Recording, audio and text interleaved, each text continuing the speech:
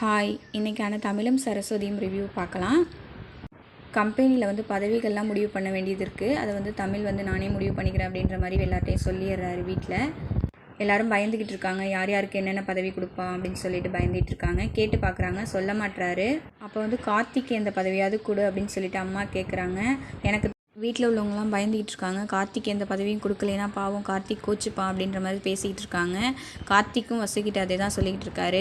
எனக்கு அண்ணன் எந்த ஒரு பதவியும் கொடுக்கலைன்னா நான் இனிமேல் இந்த வீட்டிலே இருக்க மாட்டேன் அப்படின்ற மாதிரி சொல்கிறாரு. மறுநாள் எல்லோரும் கம்பெனிக்கு போகிறாங்க. யார் யாருக்கு என்னென்ன பதவின்றதை தமிழ் சொல்ல போகிறாரு. அப்போ தமிழ் மேனேஜர் போஸ்ட்டை நமச்சி அவரோட ஃப்ரெண்டுக்கு கொடுக்குறாரு. ஜிஎம் போஸ்ட்டை சரஸ்வதிக்கு கொடுக்குறாரு. எம்டி போஸ்ட்டை அவரே எடுத்துக்கிறாரு. அப்போது கார்த்தி சோகமாகி போகிறாரு. அப்போ தமிழ் சொல்கிறாரு, இன்னும் ஒரு பதவி பாக்கி இருக்குது அப்படின்னு சொல்லிட்டு ஜேஎம்டி அப்படின்னு சொல்லிட்டு கார்த்தியை அறிமுகப்படுத்துகிறாரு.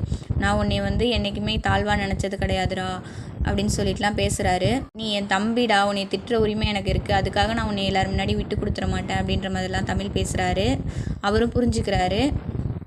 அப்புறம் எல்லோரும் சந்தோஷமாக இருக்காங்க. அர்ஜுன் ஆஃபீஸ்க்கு கார்த்தி போகிறாரு. அர்ஜுன் சொல்கிறாரு, நீ வருவேன்னு எனக்கு தெரியும் மச்சான், உங்கள் அண்ணன் ஒன்றுமே உனக்கு கொடுக்கலையில அப்படிலாம் சொல்லி வெறுப்பேற்றுறாரு.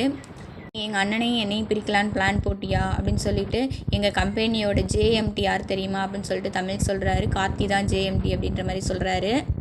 அப்புறம் வீட்டில் எல்லோரும் சந்தோஷமாக இருக்காங்க. இதோட இந்த ப்ரோமோ முடியுது. Thank you for watch.